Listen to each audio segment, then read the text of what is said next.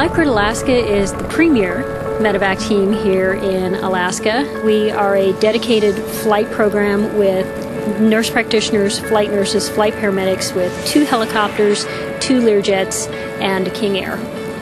Lifeguard is a group of people that cares about Alaska, a group of people that wants to give care to the residents of Alaska, to go get the sick and the injured and give them the care and the help that they need.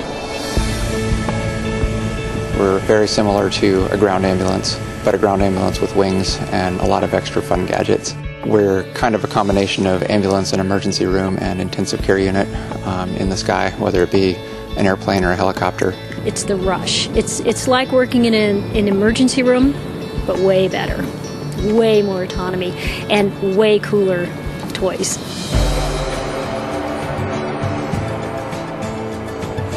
You have to be a person of excellence to do this job and to do it well. We're sent out in our plane to villages where maybe even the sat phone won't work. The entire village will gather around the runway and watch us come, and they expect miracles to come out of the sky, and we're the miracles in blue suits that come to aid their loved one or their fellow villager. Knowing that Lifeguard is coming means I'm going to be okay. Lifeguard's on the way, we're going to be fine. Knowing that we're going out and doing something dangerous, but that we're doing it for a greater purpose than ourselves, is definitely part of something that speaks to us about this job.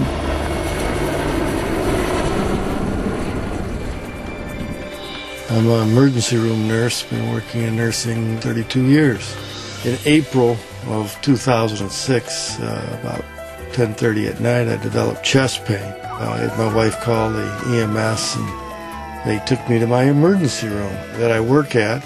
I actually died in the ER. They brought me back, and realizing that I was having a heart attack, they chose to medevac me to Providence. If the helicopter and Lifeguard wasn't there, it would have been a 4-hour trip. I'm not sure if I would have survived. Time is muscle, and every minute that my heart was craving oxygen, it was dying. Without Lifeguard, I would either be dead or incapacitated. For me, it was recognizing that these folks are not only saving my life, but they're risking theirs.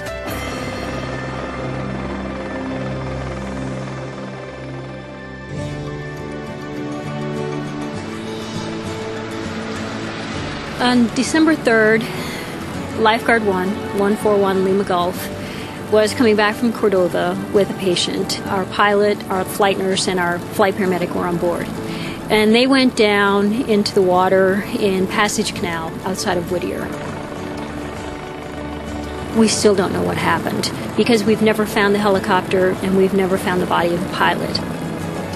Right now, we believe it was weather. The way that the weather came into that area at that time in the evening indicates to us that he may have hit a wall of weather.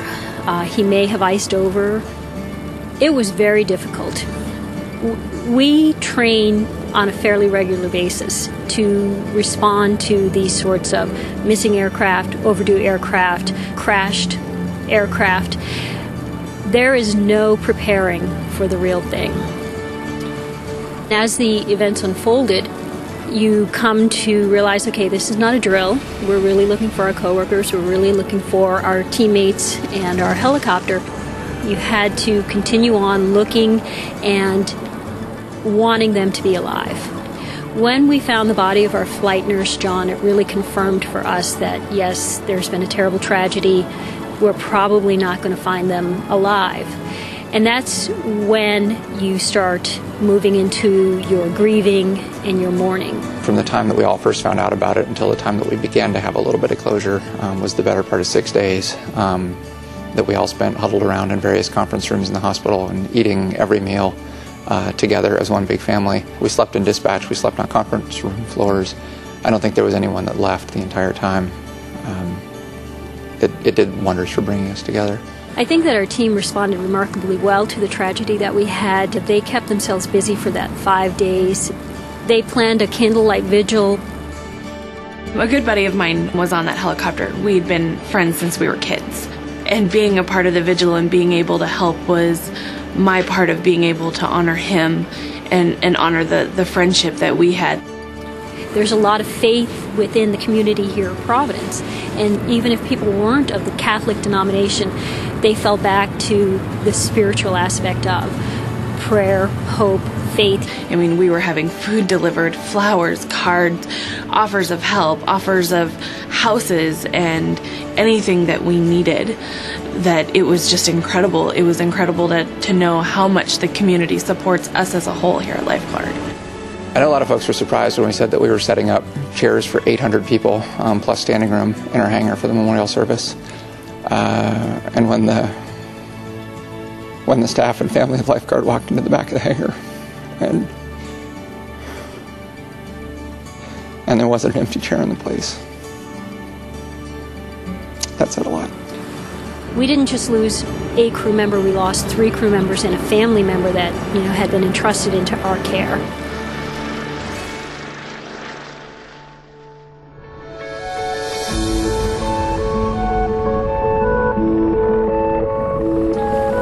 We were 21 years incident free. When you have a tragedy like this, it really speaks to how much the administration really cares about their people and about how their people are taken care of. The administration's response to our tragedy was phenomenal. I think if there's anything positive that came out of December, we've decided this can be better, this can be easier, and this can be safer. And I think that that's done a lot to kind of ease the minds, I know certainly of our families that have to see us leave every morning, but of the people that work here as well. You have to go on. You have to get up and realize that there are other people out there waiting for you to help them. There are other people out there expecting you to be there when the phone rings. And now we sort of carry on the work that the sisters began to all the various places that we go. When you're out there, all eyes are on you. Everyone's expecting miracles, and I think that it's our job to deliver nothing less than that.